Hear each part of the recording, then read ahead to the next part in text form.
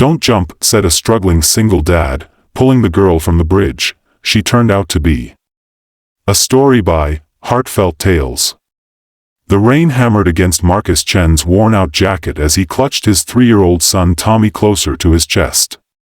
The storm had caught them unprepared on their way back from another failed job interview, and now they were soaked to the bone, seeking shelter under the old stone bridge that connected the wealthy district to the rundown neighborhood where they lived in a cramped studio apartment. As lightning illuminated the night sky, Marcus noticed a figure standing precariously on the bridge's railing above them, teetering in the fierce wind and rain. His heart stopped. Even through the downpour, he could see it was a young woman, probably in her early 20s, wearing what appeared to be an expensive dress now clinging to her frame. Her long blonde hair whipped around her face as she stared down into the dark water below. Without thinking, Marcus handed Tommy to a confused passerby who had also taken shelter under the bridge, and sprinted up the stone steps leading to the bridge deck. "Hey," he called out, his voice barely audible over the storm. "Don't jump. Please, whatever it is, we can figure it out together." The woman turned slightly, tears mixing with raindrops on her face. "You don't understand," she sobbed. "I've lost everything that matters. My family hates me, I've disappointed everyone, and I can't live with the shame anymore." Marcus approached slowly, his hands raised in a calming gesture. "My name is Marcus, and I promise you, whatever you're going through, it's not worth ending your life over. I've got a little boy down there who's counting on me, and I've been where you are mentally. Rock bottom feels permanent, but it's not. You don't know what I've done," she whispered, swaying dangerously. "I trusted the wrong person with my father's business investments. Millions of dollars, gone. People will lose their jobs because of my stupidity. My father built his empire from nothing, and I destroyed it in 6 months." Marcus felt rainwater streaming down his face as he took another careful step forward. "What's your name?"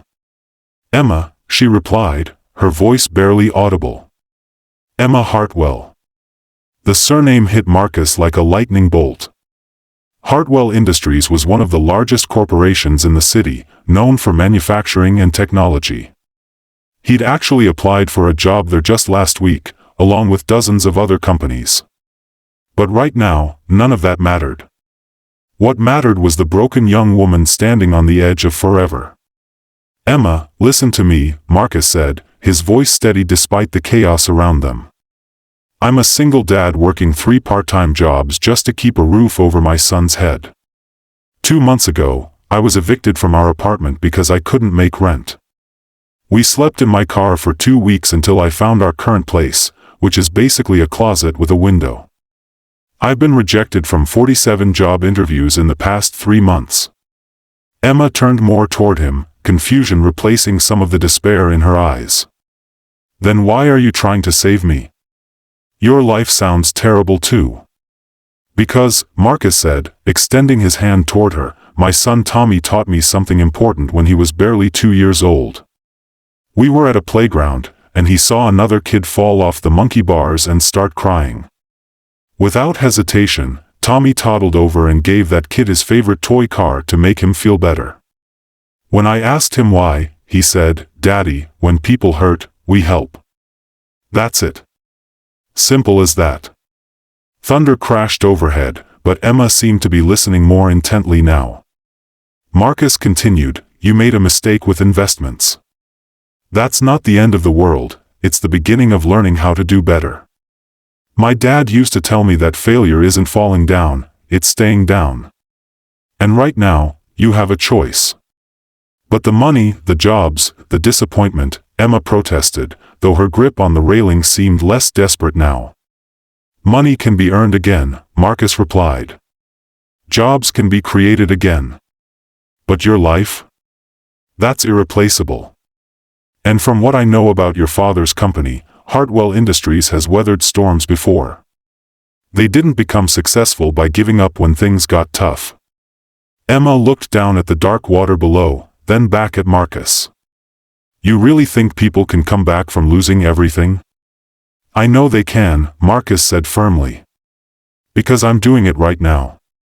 Every rejection letter I get, every bill I can't pay, every night Tommy and I eat instant noodles for dinner again, it's all part of climbing back up. But the key is, we don't climb alone. Slowly, Emma turned away from the edge and stepped down from the railing. Marcus immediately moved closer, offering his steady presence as she collapsed into tears. I don't know how to face my father, she sobbed. I don't know how to tell the employees who might lose their jobs because of my mistakes. One conversation at a time, Marcus said gently. One honest conversation at a time. People are more forgiving than you think, especially when you take responsibility and work to make things right. As they made their way down from the bridge, Emma noticed Tommy waiting with the kind stranger, his big brown eyes wide with concern. Is that your son? She asked. That's my world right there, Marcus said with pride. Tommy, come here buddy. The 3-year-old ran to his father, then looked up at Emma with innocent curiosity. Lady crying? He asked simply. Emma knelt down to Tommy's level, managing a small smile through her tears. I was very sad, but your daddy helped me feel better. Tommy nodded seriously, then did something that made both adults' hearts melt. He reached into his tiny pocket and pulled out a small, worn toy car, the same one Marcus had seen him treasure for months. Without hesitation, Tommy offered it to Emma. When people hurt, we help, he said, echoing the lesson his father had taught him. Emma accepted the gift with trembling hands, completely overwhelmed by the generosity of this little boy who had so little yet was willing to give what mattered to him most. Thank you, Tommy, she whispered. This is the most precious gift anyone has ever given me. 3 weeks later, Marcus was surprised to receive a call from an unknown number. Marcus, this is Emma Hartwell. I wondered if you'd like to have coffee with Tommy and me. I have something I'd like to discuss with you. They met at a small cafe in downtown, and Marcus was amazed by the transformation in Emma. She looked healthier, more determined, and there was a light in her eyes that hadn't been there on that stormy night. I wanted to update you on everything that's happened, she began. I told my father the truth about the investments the next morning. You were right about honest conversations. How did he take it? Marcus asked, watching Tommy color pictures at the table. Better than I expected, Emma admitted. He was disappointed, of course, but he said something that reminded me of what you told me on the bridge. He said, Emma, I didn't build this company by being afraid of setbacks. I built it by learning from them and finding ways to turn problems into opportunities.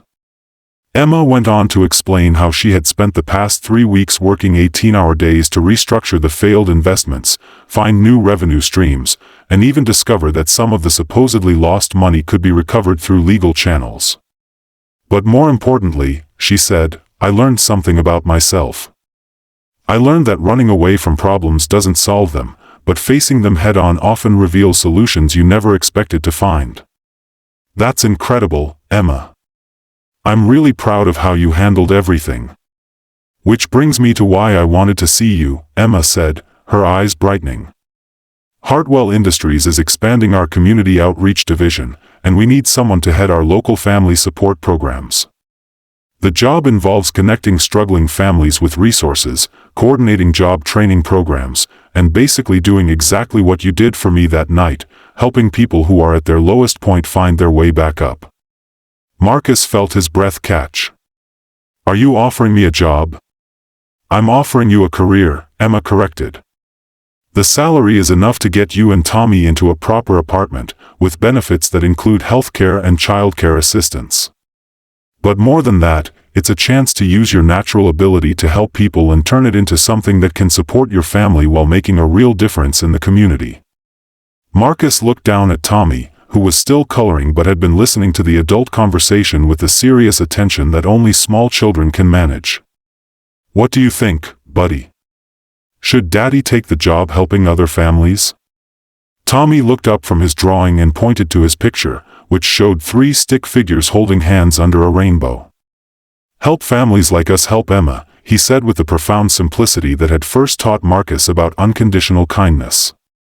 6 months later, Marcus stood in his new office at Hartwell Industries, looking out at the city where he'd once struggled to find hope. The community outreach program had already helped 43 families find stable housing, job training, and support systems. Emma had become not just his boss, but a genuine friend who often joined him and Tommy for weekend adventures.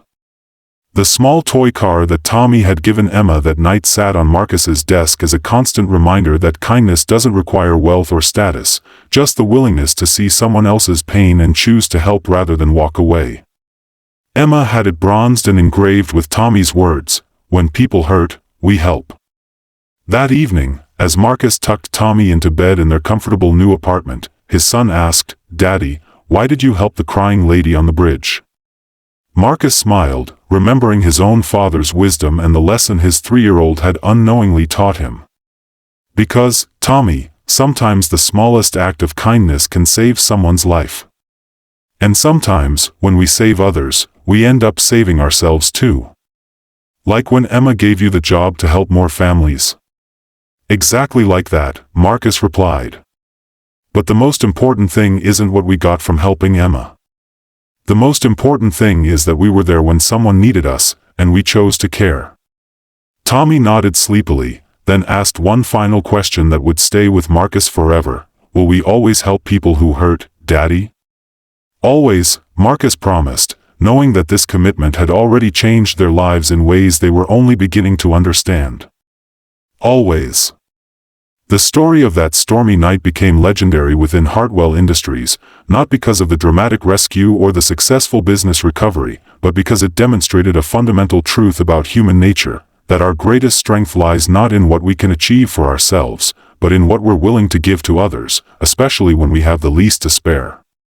And sometimes, when we extend our hand to pull someone else up, we discover that they're strong enough to lift us higher than we ever imagined possible.